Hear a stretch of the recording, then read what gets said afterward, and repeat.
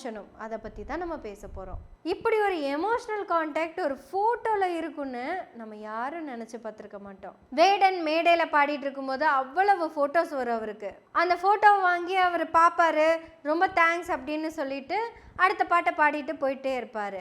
ஆனால் இந்த ஃபோட்டோவை அவர் பார்க்கல, உணர்ந்துக்கிட்டு இருந்தார். மற்றவங்க என்ன பேசுகிறாங்கன்னு அவர் காதில் போகுதா இல்லையான்னு கூட நமக்கு தெரியாது. ஆனால் அந்த ஃபோட்டோவை பார்த்துக்கிட்டே இருந்தார். Just feeling. அந்த ஃபோட்டோவில் இருந்தது வேற யாரும் இல்லை, ஜாஃப்னாவிலிருந்து துரத்தி அடிக்கப்பட்டவள் தான். அது வேடன் சொன்னாதான் நல்லா இருக்கும். ഞാനൊരു കവിത ചൊല്ലട്ടെ. എൻ്റെ അമ്മയെ പറ്റി ഞാനൊരു കവിത ചൊല്ലട്ടെ. കോൺക്രീറ്റ്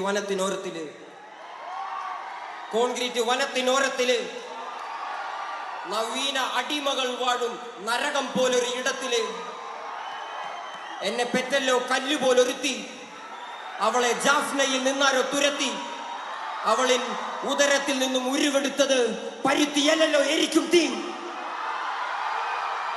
വിരൽ പിടിച്ചൊന്നും നടത്തിയില്ലല്ലോ, എന്നെ തെരുവിൽ തനിയെ നിർത്തി. തെരുവിൽ പസിയിൽ മരിച്ച ഇളമനസ്സുകൾ വിളനിലങ്ങളായി മാറുമല്ലോ, കാലം പല കടന്നവർ വാഴുമല്ലോ. ഇത് കേക്ക്, பல தலைமுறைகளின் காதில் கவிதைகள் ஓதி விதிகளை மாற்றுமല്ലോ. வேடனுக்குள்ள எரிஞ்சிட்டு இருக்கிற இந்த தீக்கான கங்கு, அந்த நெருப்பு துண்டு தான் அந்த போட்டோ. இது வெறும் போட்டோ அல்ல, போட்டோவில் இருந்தது உருவம் மட்டும் அல்ல. அந்த உருவம் உருவாக்கிய இன்னைக்கு எரிமலையா வெடிச்சிட்டு இருக்கிறத தான் நம்ம கண்ணு முன்னாடி பார்த்துட்டு இருக்கோம். சரி, அம்மாவோட போட்டோ தானே, இதுல என்ன பெரிய விஷயம் இருக்கு அப்படின்னு பார்த்தோம்னா அது வெறும் போட்டோ இல்லைங்க. அந்த ஃபோட்டோவில் இருக்கிறது அவங்க அம்மா மட்டும் கிடையாது, அதை கொடுத்தது இன்னொரு அம்மா. அதுவே மிகப்பெரிய ஸ்டோரி. நம்ம நிறைய இடங்கள்ல இதை கவனிச்சிருப்போம். நீயா நானால கூட இந்த மாதிரி விஷயங்கள்லாம் நடந்திருக்கு. அதாவது ஒரு ஓனர் ஒருத்தர் அவங்க பொண்ணையும் அந்த வீட்டுக்கு வேலைக்கு வர அவங்களோட பொண்ணையும், ரெண்டு பேர்த்தையும் ஒரே ஸ்கூலில் ஃபீஸ் கட்டி ஒரே மாதிரி படிக்க வச்சுட்ருப்பாரு. இது ஒரு இடத்துல மட்டும் கிடையாது, தமிழ்நாட்டில் நிறைய இடங்கள்ல இந்த மாதிரி நடந்துட்டு இருக்கு. ஏன்னா கல்வி என்பது நமக்கெல்லாம் மிகப்பெரிய வரம். வாராது வந்த மாமணி போல் அப்படின்னு சொல்லுவாங்கல்ல, அதுதான் நமக்கு கல்வி.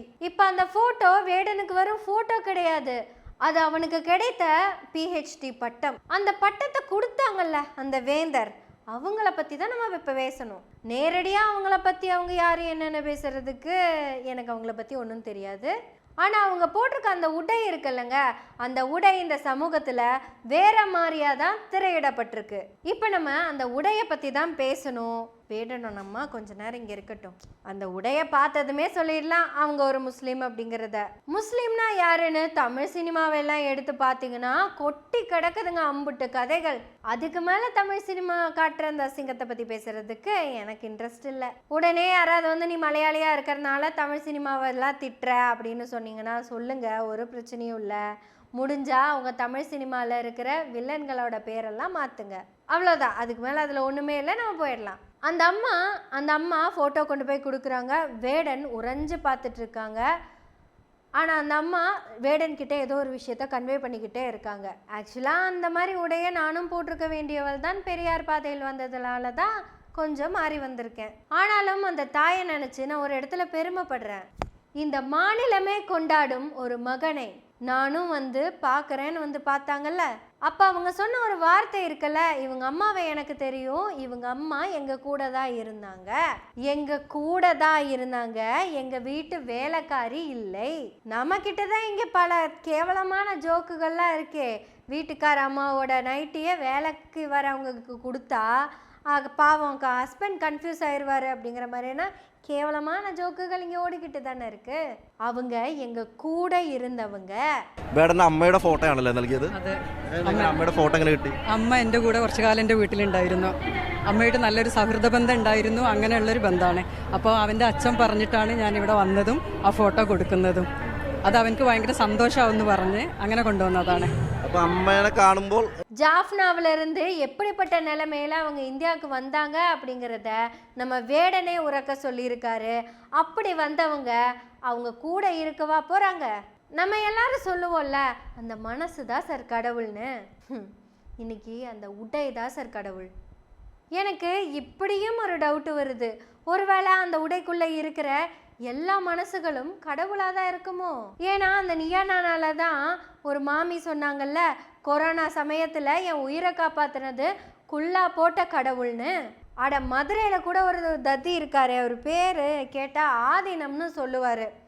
அவர் கூட என்னை கொல்ல வந்தது குல்லா வச்சுருந்தாங்க, தாடி வச்சுருந்தாங்க, குல்லா வச்சுருந்தாங்க, தாடி வச்சுருந்தாங்க. ஆதீனமே, அரை மணி நேரம் நீங்கள் லேட்டாக போனாலும் பரவாயில்ல, இந்த ஃபோட்டோவை மட்டும் ஒரு தடவை பார்த்துட்டு போயிருங்க. இது வெறும் ஃபோட்டோ செய்தி இல்லை, இந்த உலகத்துக்கே படம் பிடித்து காட்டும் செய்தி. இந்த வேடனை உலகமே கொண்டாடிட்டு இருக்கு. அந்த வேடனுக்கு சாப்பாடு போட்ட அந்த அம்மா ஃபோட்டோ கொடுத்த அந்த அம்மா கிட்ட சொல்லியிருக்காங்களாம்மா, என்னமோன்னு குறை பாட்டுகளൊക്കെ പാടും, അതൊക്കെ ഈ യൂട്യൂബ് കമ്പ്യൂട്ടർ ഫോണിലൊക്കെ വരും, അവൻ എങ്ങനെയെങ്കിലും പാടി ജയിച്ചാൽ കുഴപ്പമില്ല.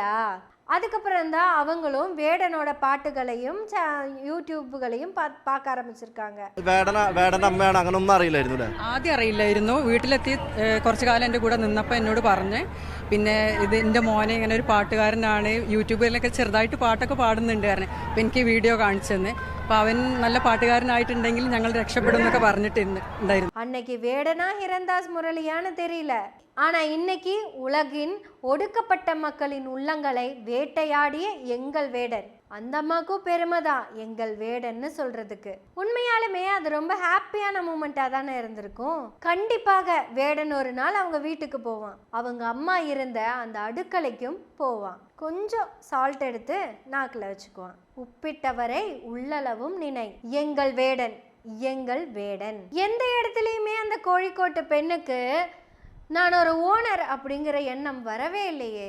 ஒருவேளை அந்த எண்ணத்தில் அந்த அம்மா சொல்லி சங்கிகளோட ஊடகத்துக்கு அந்த விஷயம் போயிருந்துச்சுன்னு வச்சுக்கோங்களேன், இந்நேரம் அந்த அம்மா ஒரு செலிபிரிட்டி ஆயிருப்பாங்க. எல்லா சங்கி ஊடகங்களும் அந்த அம்மாவுக்கு முன்னாடி போய் மைக்க நீட்டி இவங்க நினைக்கிற வார்த்தைகளை அந்த அம்மா கிட்ட இருந்து வாங்கியிருப்பாங்க. அந்த வார்த்தைகள், அந்த அம்மா என்கிட்ட வேலை பார்த்துட்டு இருந்தது, அது ஒரு வேலைக்காரி, அது என்கிட்ட இருந்து பழசு பற்ற எல்லாம் எடுத்து போட்டுக்கிட்டு இருந்தது, கொஞ்சம் ஏமாத்திருச்சு அப்படின்னு கூட சொல்ல வச்சிருவாங்க. சங்கிங்க இதை கூசாம சொல்லவும் செய்வாங்க. ஒருவேளை அந்த அம்மா அந்த உடையில இல்லாம வேற மாதிரி இருந்து பேசியிருந்தாங்கன்னு வச்சுக்கங்களேன், கண்டிப்பா சங்கி ஊடகங்கள் போயிருப்பாங்க. சங்கிக அண்ட முடியாம இருக்கிறதுக்கு காரணமும் உடை திரை தான். அந்த மனசு தான் சார் கடவுள், இல்லை அந்த உடை தான் சார் கடவுள்.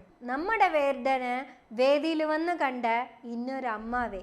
நீங்க கொடுத்தது வேடனுடைய அம்மாவின் புகைப்படம், உயிர் படமா நீங்க இருக்கும் போதே அந்த நிழல் படத்தை கொடுத்தது அவ்வளவு பெரிய விஷயம்தான். அந்த மனசு இல்லை சார், அந்த உடை தான் சார் கடவுள். இந்தியாவில் எவ்வளவோ கதைகள் அந்த உடைகளை பற்றியும் அந்த உடைகளை உடுத்துபவர்கள் பற்றியும். வேடனுக்கு தாயாக வந்தவளே, நன்றி நன்றி நன்றி.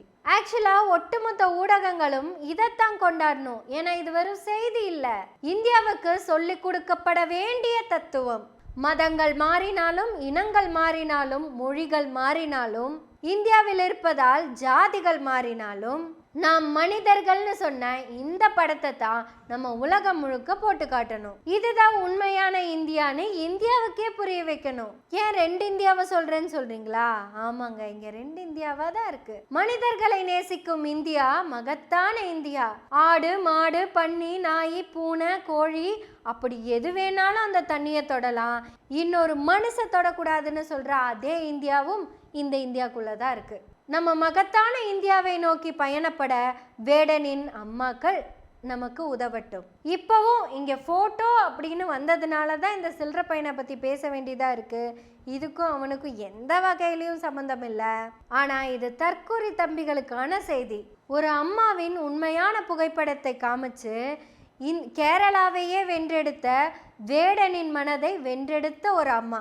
ஆனால் இங்கே ஒரு போலி ஃபோட்டோவை காமிச்சு, தற்குறிகளே உங்ககிட்ட ஏதாவது இனி சொல்லணுமா? வேடனை ஃபாலோ பண்ணுங்க. ஏன்னா நம்ம பின்பற்ற வேண்டியது வேடனை தான். நான் பண்ணினது தப்பு, இனி அந்த தப்பு செய்ய மாட்டேன், உங்களுக்கு பிடிச்ச ஒரு மனுஷனா மாறுவேன்னு சொன்னான்ல அந்த வேடன். அவன் அன்னைக்கு ஒடுக்கப்பட்ட மக்களுக்காக தான் பேசிட்டு இருக்கான், இப்போ வரைக்கும் அவன் ஒடுக்கப்பட்ட மக்களுக்காக தான் பேசிட்டு இருக்கான். நம்மளும் ஒடுக்கப்பட்ட மக்களுக்காக பேசுவோம். அதனால வேடனுக்காக பேசிக்கொண்டே இருப்போம் புன்னகையோடு. நன்றி, வணக்கம்.